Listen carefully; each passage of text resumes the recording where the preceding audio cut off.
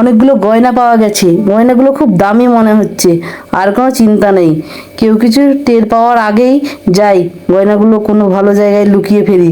এই জায়গাটা মনে হচ্ছে লুকোনোর জন্য ভালো জায়গা, এখানেই লুকিয়ে ফেলি। এই মেয়েটা মনে হয় এই বাড়িটা থেকে কিছু একটা চুরি করেছে। দেখতে হবে। আমি ঠিকই ভেবেছি। ব্যাঙটা তার বাচ্চাকে কি বলল? বৃষ্টি আজকে হবে না, বৃষ্টি কালকে হবে। আচ্ছা ঠিক আছে।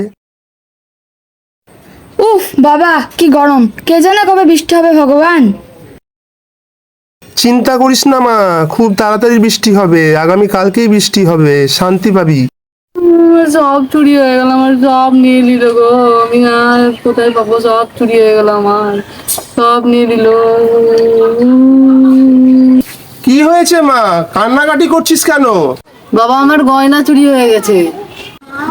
কাঁদিস না মা, তোর গয়না কোথায় আছে আমি জানি। ওই যে ফটকনাথের বাড়ি, তার গলির সামনে তোর গয়না টালির মধ্যে চাপা দেয়া আছে।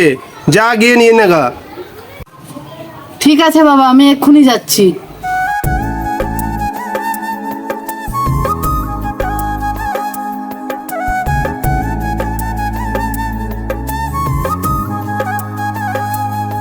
বাবা তো এইখানেই বললো, দেখি একবার।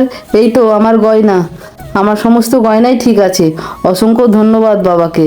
আমি আজই গিয়ে মায়ের মন্দিরে পুজো দিয়ে আসবো। আমার এই হাতে ফড়িং ভরা আছে, ও কত বড় গুণী আমি দেখি। ও যে সবাইকে সত্যি কথা বলে দেয়, আজ যদি না বলতে পারে আমার হাতে কি আছে না, আজকে মেরে মাথা ফাটাবো।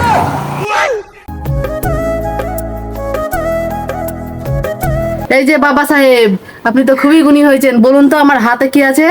আজকে যদি না বলতে পেরেছেন না, এই লাঠির বাড়ি আজ আপনাকে মাথা ফাটাবো। এই রে, আমি তো ফেঁসে গেলাম। ওর হাতের মধ্যে কি আছে আমি তো জানি না। এখন কি করি? মোলো রে ফড়িং কালগু হেগে। চমৎকার! ও কিভাবে জানলো আমার হাতের মধ্যে ফড়িং আছে? এ মানুষ তো মহাগুণী। আমি হাতের মধ্যে ফড়িং রেখেছি চেপে ধরে, ফড়িংটা কালগু হয়ে গেছে। ও কি করে বললো? বাবা আপনাকে প্রণাম। প্রণাম বাবা, আপনাকে প্রণাম। আজ ফড়িং নামটাতে আমাকে বাঁচিয়ে দিল। আমার নাম ফড়িং।